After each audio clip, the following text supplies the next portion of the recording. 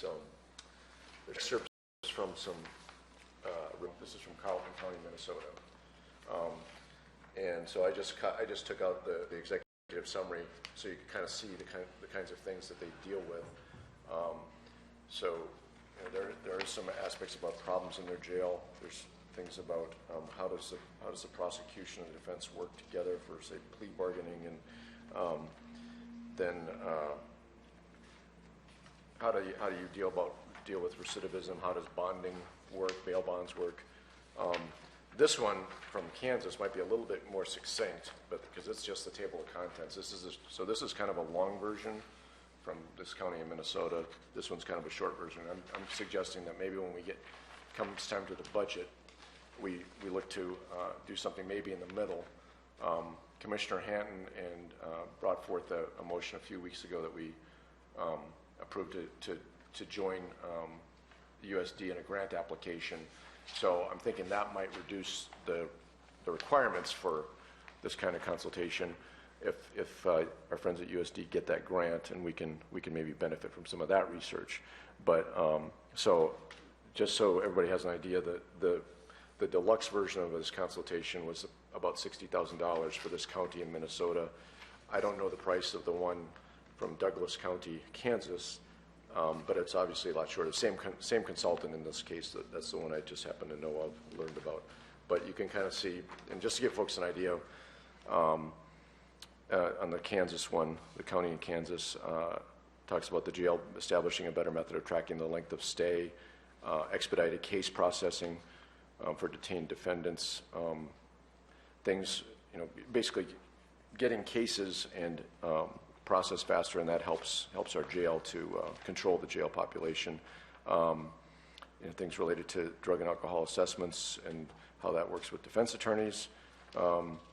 So you could, this particular thing, if you read into this also talks about are there kinds of cases that could be expedited so you can get those defendants out of the jail quicker and on their way and get their case resolved quicker. And that's where you might have heard the phrase rocket docket. So that's that kind of thing. So I'm thinking that aside from dealing with our jail building, we can at some point in the future we still, whatever we do with that building, we still need to be dealing with our criminal justice process. So I'll try to come up with an amount, but I just wanted you to know what I'm thinking to pay for a consultant somewhere in our budget. And I think that would be in the county commissioner's part of the budget under contracted services. Is the name, I think it's I don't know if you remember, Cindy, what the name of that.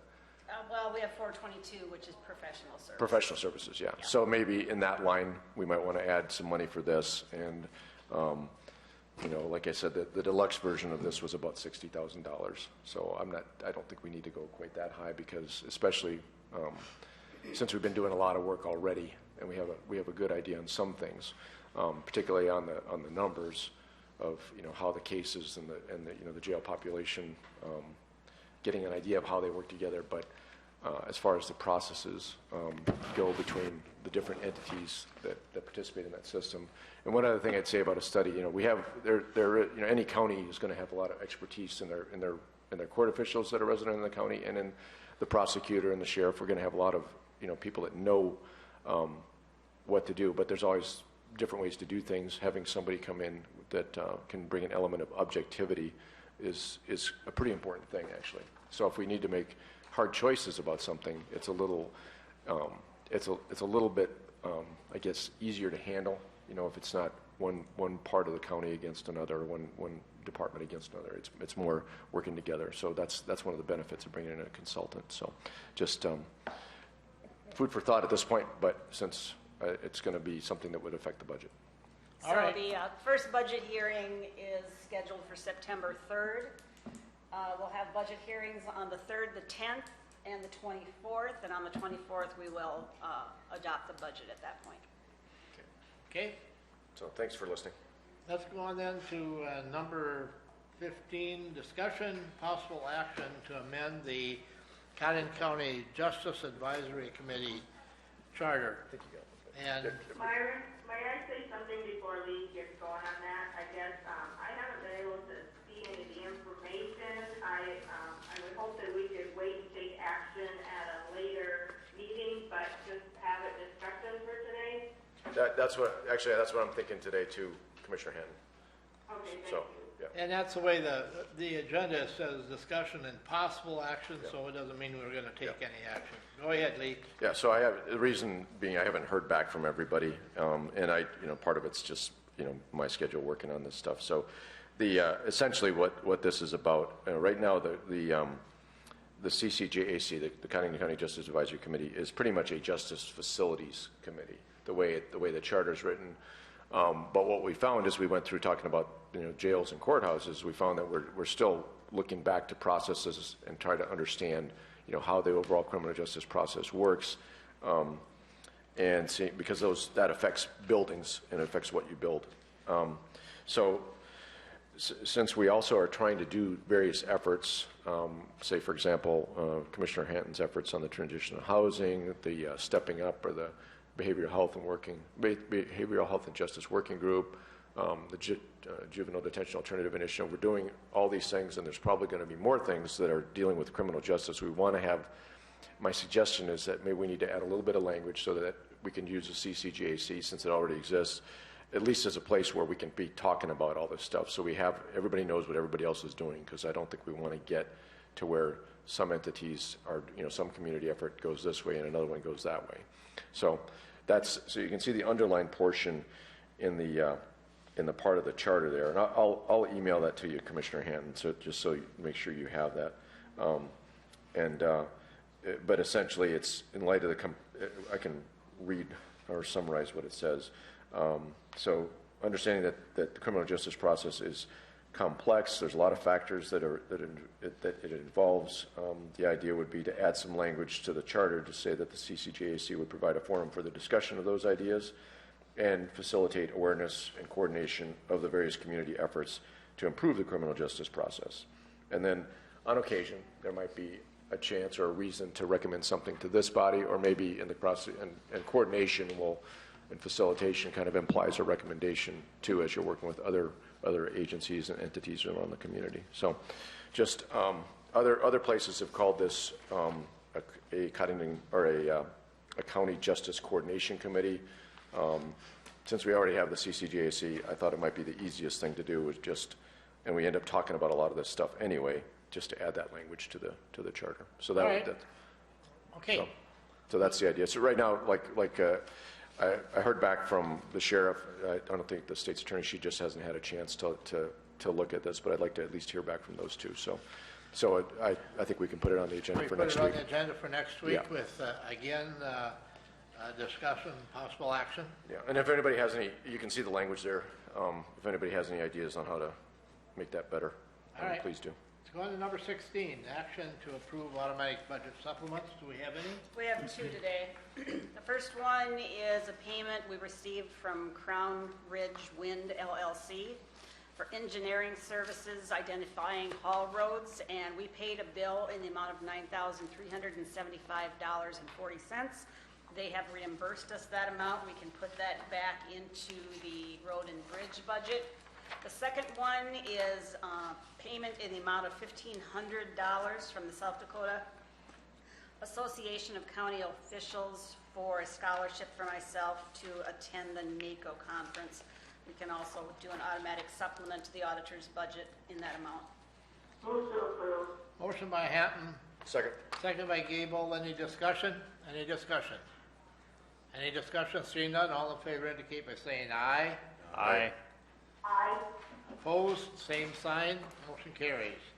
Let's go on to number 17, action to approve personnel changes. I have none on my packet. I have none today. Travel requests, I have a couple of them. The first one is the Emergency Management Conference in Pierre. You'll notice that the secretary is scheduled to go out a day ahead of time. That's because she has some additional training that she will undergo during this conference. So they will be traveling at different times. And then the third request is for the annual regional local road conference for the highway superintendent. You've heard them? Motion by Hatton, Second. second by Van Duzen. Any discussion? Any discussion? Any discussion? Seeing none, all in favor indicate by saying aye. Aye. Opposed, same sign, motion carries. Number 19 on the agenda, public notice, South Dakota Association of the County Commission Annual Conference is September 16th and 17th in Pierre. That's more of an announcement. And Does anyone have anything else where there could be a quorum of commissioners that we would need to make public? Maybe a retirement party on Friday? I'm not sure if Well, that'll be your okay, going, but it would just be something where. like a meeting? Yeah. Oh, okay, A meeting no. that pertains to, to anything with the counties.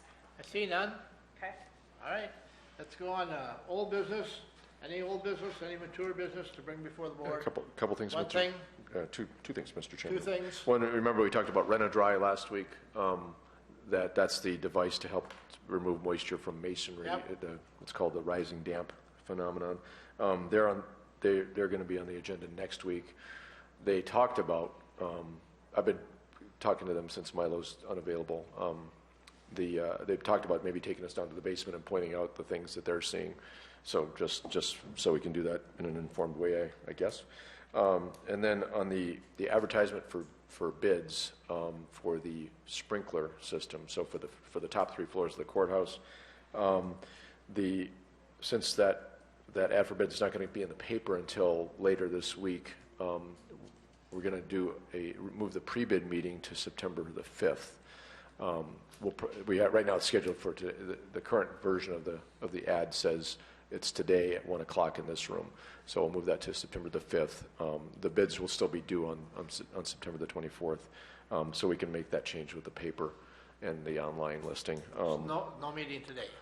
No, I'll probably be here just in case somebody shows up. But I did get a call from one contractor in the state that they, and this is available for any interested contractors or bidders. That, if you can't make the pre-bid meeting, you can contact somebody. You can contact Jeff or me or Chip, the fire marshal, and set up a time to come and look at the courthouse if that's what you need to do. So, because we're interested in good bids, obviously. Did you respond to that email request? Not yet. No, I got that yesterday. He had a question that I didn't know. You talking about the bid room or the plan room guy? Estimated construction budget. I have no idea what that would be, so I Yeah, thought I can go back and look at what we budgeted for it. I But will let you yeah, okay. answer that. Yeah, that's one of the listers of available bids.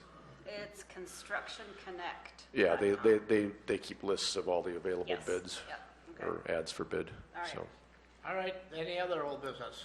Any other old business? How about new business? Any new business? Anything new for the board today? How about the open? Anything for the open? Like, we said there could be a quorum for Troy's retirement party Friday. Anything else that might be going on? I did attend the public awareness meeting, or whatever you might want to call it, for Crown Ridge 2, last night at Ramcota, and there was good attendance. There was a lot of people there, and nothing really to report. They're just taking information from the general public, and most of the people, of course, that were there were not in favor of any wind towers anywhere. So that's kind of the way that went. this is the PUC hearing, Mr. Chairman? Yes. Yeah. Yeah, Okay. that was a PUC conducted meeting. Anything else? I have been contacted by the Department of Legislative Audits. They do intend to be on site after the 1st of September to conduct our scheduled audit, which is good news because we budgeted for it this year and it'd be good to get that bill and pay for it. Good. So, yeah. So that's about a 2-week process or a week process? 6 anyway? weeks, 6 weeks probably. They did say they would like to do as much off-site as they could, so I'll probably be sending them some reports by email or on a thumb drive so they can look through our minutes and that type of thing. All right, anything else? Any public comments? I see none. I do have a request for an executive session. How should we do this? Should we have our donuts and coffee? The executive session will be rather short, right, Terry? Right. And it's in reference to contract negotiation with the union, which would be number 3, right? Correct. So we're going to go into executive session, and if you people just hang out in the hall for a few minutes, we'll be over and then come back in and have a coffee and rolls or juice and rolls with us, okay? Don, especially you. I'll make a motion to go into executive. We have a motion to go into executive session by Second. Hatton, a second by Second. Van Duzen. All in favor indicate by saying aye. Aye. Opposed, same sign. We are in executive session. Thank you. By the way, I didn't buy the cheap donuts either, so they are definitely worth hanging out for, so. Yeah, as a cop, I know what kind of donuts to buy.